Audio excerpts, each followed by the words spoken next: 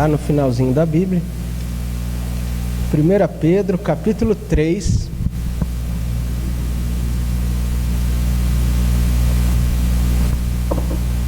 Do versículo 8 ao versículo 17. 1 Pedro, capítulo 3, do versículo 8 ao versículo 17. Diz assim a palavra do Senhor: finalmente, sede todos de igual ânimo, compadecidos, fraternalmente amigos, misericordiosos, humildes, não pagando mal por mal ou injúria por injúria, antes, pelo contrário, bem dizendo, pois para isto mesmo fostes chamados, a fim de receberdes bênção por herança. Pois quem quer amar a vida e ver dias felizes, refreie a língua do mal e evite que os seus lábios falem dolosamente. Aparte-se do mal, pratique o que é bom, busque a paz e empenhe-se por alcançá-la. Porque os olhos do Senhor repousam sobre os justos, e os seus ouvidos estão abertos às súplicas. Mas o rosto do Senhor está contra aqueles que praticam males. Ora, quem é que vos há de maltratar, se fordes zelosos do que é bom? Mas, ainda que venhais a sofrer por causa da justiça, bem-aventurados sois. Não vos amedronteis, portanto, com as suas ameaças, nem fiqueis alarmados. Antes, santificai a Cristo como Senhor em vosso coração, estando sempre preparados para responder a todo aquele que vos pedir razão da esperança que há em vós, fazendo, todavia, com mansidão e temor, com boa consciência, de modo que, naquilo que falam contra vós outros, fiquem envergonhados os que difamam o vosso bom procedimento em Cristo. Porque se for da vontade de Deus, é melhor que sofrais por praticardes o que é bom, do que por praticardes o mal. Até o versículo 17. Meus irmãos, ouvi certa vez uma história de outro pastor, mas eu creio que é algo que geralmente pode acontecer. O pastor pregou um belo sermão, boas ilustrações, aquela profundidade toda, e ficou na porta da igreja cumprimentando os irmãos que saíam, e um deles bateu no ombro do pastor e falou assim: ah, pastor, belo sermão, mas agora dá licença que eu vou voltar para o mundo real. Puxa vida. Acho que a grande preocupação mesmo do pastor tem que ser essa. E agora? E o mundo real? Às vezes a gente ouve bastante teoria, gosta, às vezes a gente viaja nos ensinos bíblicos, em pensar na eternidade de Deus, na questão dos anjos, na questão do céu, do inferno. Quantas vezes, a gente se depara, e muitas igrejas gostam realmente, porque, olha, por mais complicado que seja falar desses assuntos, muitas vezes é mais fácil. Por quê? Porque quando você está falando de assuntos muito complexos, você foge um pouco da sua realidade e acaba não carregando nada para a sua própria vida. Esse é um perigo que nós precisamos tomar. Estudar a Bíblia é realmente muito importante, mas se for para ficar apenas rodeando o toco, como dizia um amigo meu, não se chega em lugar algum. Entretanto, por várias vezes na Bíblia, nós encontramos ensinamentos, doutrinas, que são totalmente práticas. Até é interessante, você pode ver quando os apóstolos, especialmente Paulo, ele vai apresentar a sua doutrina, ele não apresenta teorias complexas. A doutrina que Paulo apresenta, que os apóstolos apresentam, são sempre muito práticas. Olha, minha doutrina é essa, que vocês se abstenham das paixões humanas, que vocês façam isso, isso e aquilo. É interessante porque até isso a gente mudou. Hoje, por exemplo, quando a gente fala culto de doutrina, eu vou dar uma aula de doutrina, o que a gente pensa? Que vai ver todas aquelas bases teológicas, até filosóficas, de como a gente chega a isso. E, na verdade, doutrina é a doutrina prática que a gente tem para o dia a dia. E é o que nós encontramos aqui nesse texto. Pedro já veio falando aos seus leitores, né, a respeito da vida exemplar dos cristãos, dos deveres de pessoas que prestam serviços a outros, dos deveres dos casados, dos deveres do amor entre os irmãos, vários deveres que ele vem listando. E aqui parece que ele vai concluindo esta parte, justamente porque ele inicia esse trecho dizendo, finalmente, né? É como se ele dissesse, olha, eu falei sobre várias coisas aqui, mas agora eu quero dar um resumo geral do que eu quero que vocês façam. E é interessante que nós encontramos aqui uma vida santa, que ao mesmo tempo é uma vida sábia. A gente vê que a vida que o apóstolo nos chama para viver é também uma vida marcada por sabedoria. E eu gostaria que você marcasse esse tema: vida santa, vida sábia. Em primeiro lugar, meus irmãos, nós vemos uma relação muito interessante entre sabedoria e santificação. Nós ouvimos falar bastante a respeito de santificação, o que vem a ser a santificação. Eu diria em poucas palavras que é a continuidade da nossa salvação. Nós somos salvos em Cristo, perdoados dos nossos pecados, não fomos? Entretanto, nós ainda vivemos uma vida que, por causa da presença do pecado, nós vamos lutando contra o pecado e vamos cada dia mais nos assemelhando à vontade de Cristo, né? Aquele que roubava, não roube mais, antes trabalhe. Aquele que mentia, não minta mais, como Paulo diz. A santificação é o processo que dá continuidade na nossa salvação. Até por isso não tem como você pensar na sua vida com Deus como apenas naquele dia em que você aceitou Jesus. Aquele dia foi apenas um novo nascimento. Desde então você está crescendo. E você precisa se alimentar e mudar e crescer constantemente. Senão você vai ser um eterno bebê. A santificação, então, é o que vai nos levando a viver a vida de Cristo neste mundo. Isto é santificação. Às vezes a gente confunde, pensa que santificação está ligado apenas a atos que você faz ou que você deixa de fazer. Às vezes se olha apenas o lado moralista da santificação. Mas, na verdade, a santificação envolve todas as áreas da nossa vida e tudo que nós fazemos. É interessante que no Velho Testamento, quando se fala em santificação, geralmente se está falando sobre santificação ritual. Ou seja, aquelas lavagens que eles faziam, ou às vezes até quando usava sangue, né, que tinha a ideia de purificação. E santificação era visto mais de uma maneira simbólica e ritual. Isso a palavra santificação, tá? O termo apenas. Mas é interessante que a gente pega especialmente os livros poéticos, o livro de Provérbios, por exemplo, e você vai ver ali tratar de muita sabedoria prática. Coisas mesmo que era para você fazer. Até eu sempre digo, se você acha a Bíblia complicada, leia o livro de Provérbios. Você vê ali quantas coisas diretas que ele coloca para a gente seguir.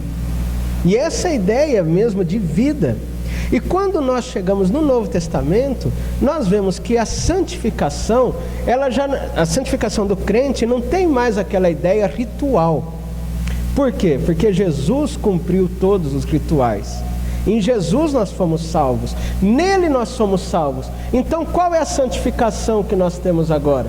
Não é uma santificação ritual. É uma santificação de transformação de vida, de prática do dia a dia. Entendemos que ser santo é também viver com sabedoria. Ser santo é viver com sabedoria e com um bom procedimento diante do nosso Deus. Entendeu por que a vida santa é também vida sábia? E é interessante que ele diz isso aqui no versículo 9. Ele diz: pois para isto mesmo fostes chamados. Isso de tudo que a gente vai falar aqui, do que ele está nos alertando, nos exortando a fazer, ele diz: olha, foi para isso que vocês foram chamados. Você já viu até, às vezes, quando se fala sobre a palavra predestinação, eleição, chamado, gera bastante tumulto, gera bastante discussão. Mas quando a gente olha biblicamente, e eu fiz um estudo desse tipo, outro dia eu vou trazê-lo aqui. Todos os textos que falam sobre predestinados, eleitos, chamados, todos esses textos, eles são para alguma coisa. Então vocês foram chamados para isso, vocês foram eleitos para isso, vocês foram predestinados para isso. E é interessante aquilo que eu falei no começo.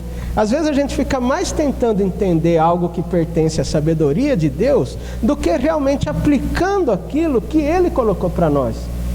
E Ele está dizendo aqui: olha, é para isso que vocês foram chamados. Então, em vez de ficar discutindo, mas foi chamado assim ou foi chamado desse jeito? Uma coisa eu posso dizer: olha, você foi chamado para isso aqui, para ter um bom proceder diante de Deus e diante dos homens. Quais são as características dessa vida sábia, dessa vida santa?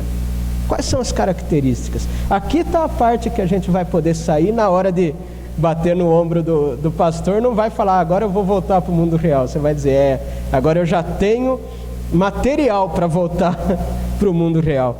Ele fala de coisas aparentemente até simples, mas muito importantes. Olha como eu disse, versículo 8, ele diz: finalmente, ou seja, meio que concluindo tudo aquilo que já foi falado, ele diz: finalmente, sede todos de igual ânimo. Em outras versões até diz: tenham o mesmo pensamento. Sabe qual que é a ideia aqui? É a ideia de harmonia, de haver uma harmonia entre nós, de pensarmos realmente da mesma maneira. Mas certa vez até eu estava falando sobre isso numa igreja, e um irmão levantou e falou: pastor, mas como que a gente vai pensar da mesma maneira, ter igual ânimo? Cada um aqui é de um jeito. É verdade.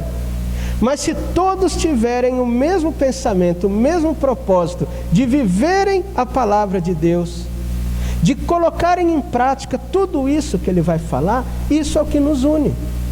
Claro que gostos são diferentes, histórias são diferentes, e é importante que cada pessoa tenha a sua individualidade, o seu jeito de ser, ok. Mas é importante que todos nós tenhamos em mente o mesmo objetivo. Qual? O objetivo de vivermos de acordo com a vontade de Deus. O objetivo de glorificarmos a Deus com nossas vidas. Ora, isso todos nós podemos e devemos estar em harmonia.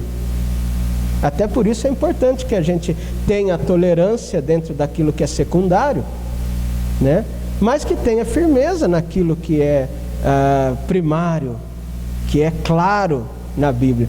Por isso eu creio que quando ele coloca isso primeiro, sejam todos de igual ânimo, ele está dizendo também: olha, tenham todos o interesse realmente de viver dessa maneira, uns para com os outros. Nós estamos estudando na classe dos jovens uns aos outros. Você já reparou quantas vezes o termo uns aos outros aparece na Bíblia? Ou seja, quando nós queremos praticar isso, é que nós estamos então com o mesmo ânimo. E aí ele vai dizendo: então tem igual ânimo, compadecidos. Nós precisamos ser pessoas que têm compaixão, sensibilidade para os outros, capacidade às vezes para parar e ouvir e ajudar dentro do que nós pudermos. Ele diz aqui até fraternalmente amigos. Olha, meus irmãos, é uma ordem também. Relacionamento é difícil? Mas note que nós temos algo em mente. Eu quero me tornar seu amigo fraternal. Às vezes, quando a gente não tem isso como objetivo, na primeira dificuldade dessa amizade, ou às vezes a pessoa nos trata mal, ou às vezes a pessoa tem um jeito assim, a gente já se fecha e acha que tá bom, vou cuidar da minha vida com Deus. A sua vida com Deus está ligada à sua vida com seu irmão.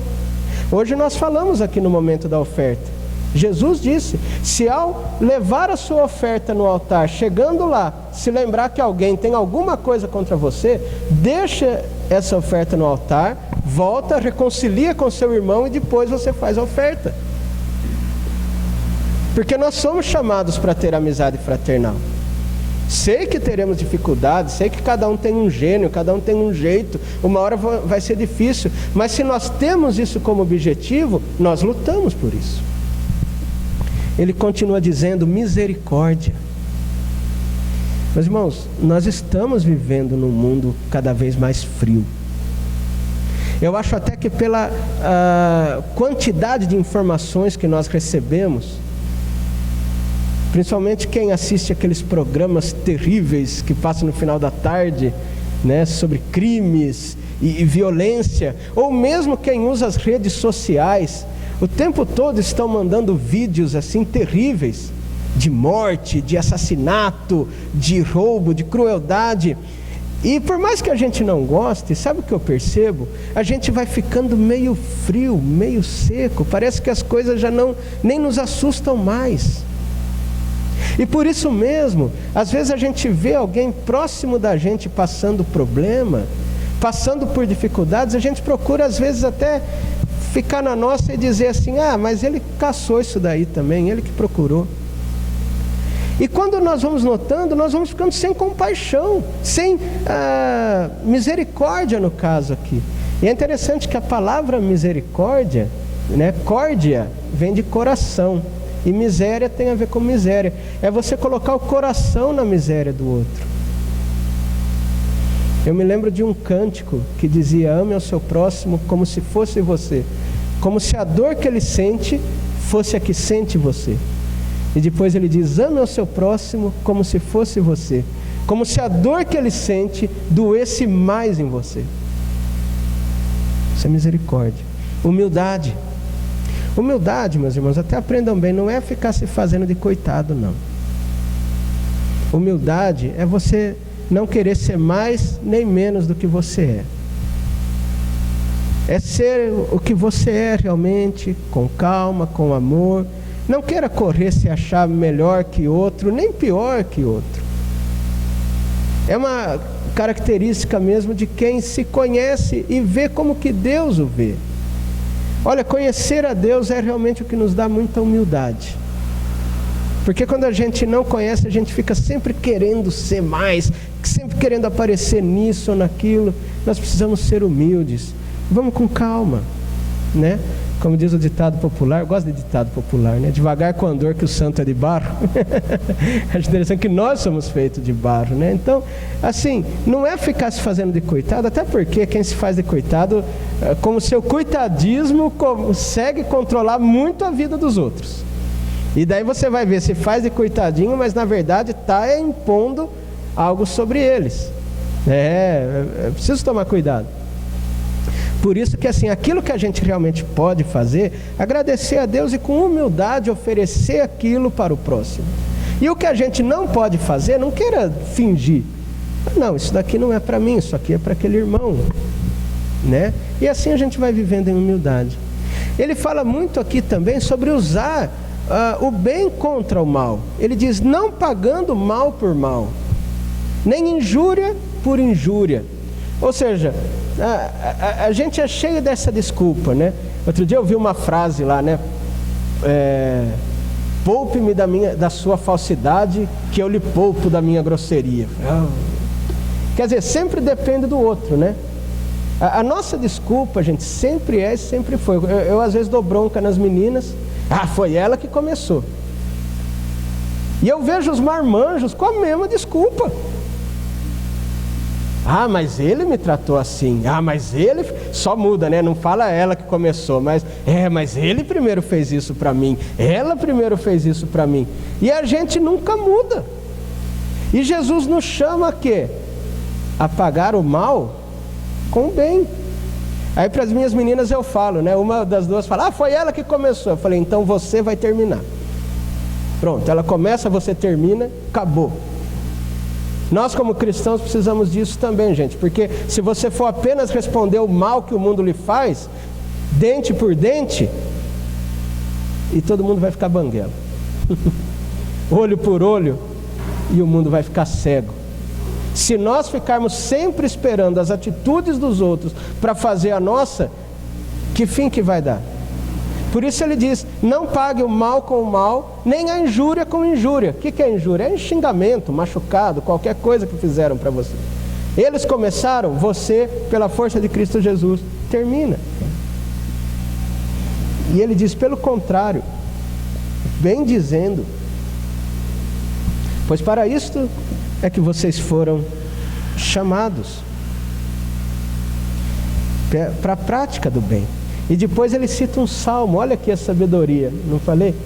Ele está falando de vida prática, ele vai lá no salmo, é o Salmo 34, do 12 ao 16, e ele diz, pois quem quer amar a vida e ver dias felizes, refreie a língua do mal, evite que seus lábios falem dolosamente, aparte-se do mal, pratique o que é bom, busque a paz, empenhe-se por alcançá-la. Isso é tão interessante, meus irmãos. Olha o que ele está falando da vida. Você quer amar a vida? Você quer ter uma vida boa? Então, primeira coisa, refreie a sua língua do mal. Não adianta jogar a culpa no outro, não. Refreie a sua. É o que eu ensino para as minhas crianças. A outra começou, então você termina. Refreie a sua língua do mal. Evite que seus lábios falem dolosamente. O que é dolosamente? É de maneira mentirosa e até com o objetivo de ferir o outro. Para. Você sabe que não é bom. Não fala. É difícil, hein? É mais fácil controlar, né? É mais fácil conquistar uma cidade do que controlar-se a si mesmo. Não foi isso que foi dito lá em Provérbios? Aparte-se do mal. Tem tanto mal no mundo, aparte-se e pratique o que é bom. Olha como a Bíblia é direta. Até viu o resumo do resumo de um sermão é chegar e falar assim, olha, sejam bons. E sai. Porque todo mundo no fundo até sabe o que é ser bom. E aqui, olha que legal que ele diz, busque a paz. Busque a paz. A paz é algo para ser buscado. Não é fácil. Não é algo simples. Ninguém aqui nasceu num ambiente de paz. Nossas famílias já tinham suas lutas. A igreja tem suas lutas. E ele está dizendo aqui, olha, busque a paz. E ele enfatiza, e empenhe-se por alcançá-la. Porque depende da gente. Busque a paz. Está difícil, então empenhe-se. É como se dissesse, não desista até alcançar. Porque os olhos do Senhor estão sobre os justos. Mas Ele também está vendo os injustos e os maus. E essa vida santa, então, ela chega diante até mesmo da oposição. É interessante que ele diz, ora, quem é que vos há de maltratar se fordes zelosos do que é bom? Ninguém vai maltratar vocês se vocês estão fazendo o que é bom. E é interessante porque às vezes algumas pessoas gostam de porque são evangélicos. Não, eu sou cristão, então eu tenho que ser odiado pelo mundo. Aí começa a ficar chato. Aí a pessoa acha que porque ela é chata, ela está sendo odiada. Eu tive uma vez uma discussão com uma pessoa que estava num grupo, pela internet, né, num grupo conversando, e todo mundo ali era crente, conhecia, a gente gostava de debater. E entrou aquela pessoa que só ela está certa, só ela sabe os versículos, só ela é crente, e ela não deixava ninguém falar, não aceitava argumento. Não... E o pessoal, obviamente, começou a ficar bravo, né, com a pessoa e dizer, olha, você não respeita ninguém, você está fora, não sei o quê. E a pessoa simplesmente colocava assim, os verdadeiros profetas são perseguidos. Aí eu fui obrigado a escrever e dizer, olha gente, os profetas eram perseguidos porque a palavra deles era dura e diretamente contra os reis, os sacerdotes e o povo. Mas não porque eles eram chatos. Tive que falar. E às vezes alguns querem cultivar. Meus irmãos, a gente não tem que cultivar a chatice. E na verdade a ideia é que pelo bom procedimento a gente seja bem visto. Até era o que acontecia com a igreja no começo, né? quando ela contava com a simpatia de todo o povo, e dia a dia o Senhor acrescentava os que iam sendo salvos. Mas é claro que a própria busca pelo bem muitas vezes incomoda e vai incomodar, e muitas vezes o nosso estilo correto de vida, de quem está tendo a vida sábia, vai ser perseguido, vai ser injustiçado, vai ser odiado. Por exemplo, suponha que lá no seu trabalho, e eu já soube de alguns escritórios que às vezes acontece isso, final de semana todo mundo dá um jeito de pegar um dinheirinho para si e esconder na contabilidade. Eu me lembro de um amigo que estava num dilema desse, porque o pessoal até falava, você não vai pegar, né? E ele mesmo tinha que esconder, e ele não pegava. Aí o que aconteceu? O pessoal começou a desconfiar dele, porque daí se você não está envolvido no mal deles, então o que eles pensam? Bom, então uma hora esse cara vai dedar a gente. E daí ele começa a ser perseguido, começa a ser um cara estranho. E é nessa hora que sim, aí a perseguição vai aparecer. Jesus disse, bem-aventurados os perseguidos por causa da justiça. Aí a perseguição vai começar a ficar difícil, mas que nós estejamos firmes, porque eu sei porque eu ajo dessa maneira, eu sei em quem eu creio, e é importante, como ele diz aqui, que nós estejamos prontos a dar a razão da esperança que está em nós. Eu falo, não vou fazer isso, e por causa disso, porque eu creio em Deus, e seja firme, mesmo nos momentos difíceis.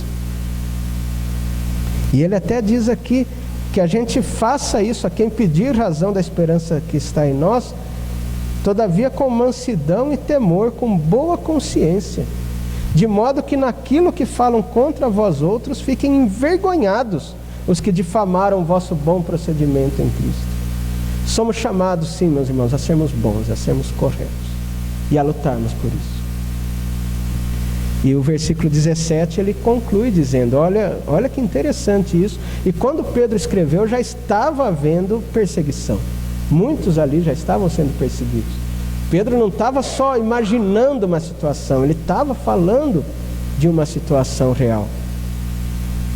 Versículo 17, porque se for da vontade de Deus, é melhor que sofrais por praticardes o que é bom, do que praticando o mal. Olha, ele até cogita isso, se for da vontade de Deus que você sofra, ô louco, pastor. Se for da vontade de Deus que você sofra, então que seja por você estar fazendo o que é bom.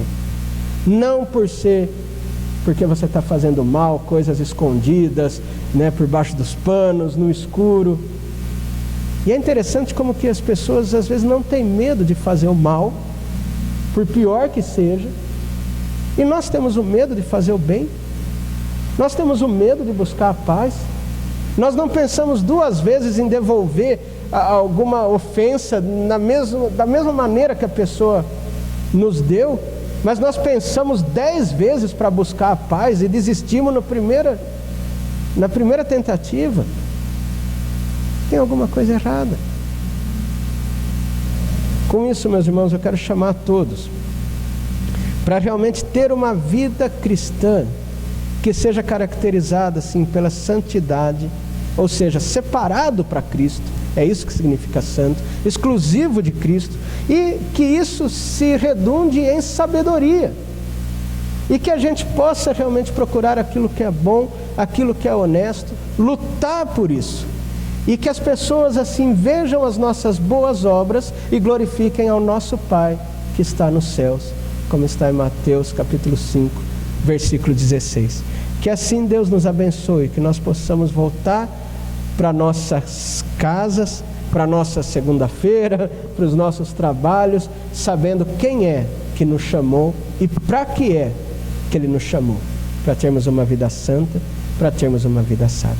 Que Deus assim nos abençoe. Amém.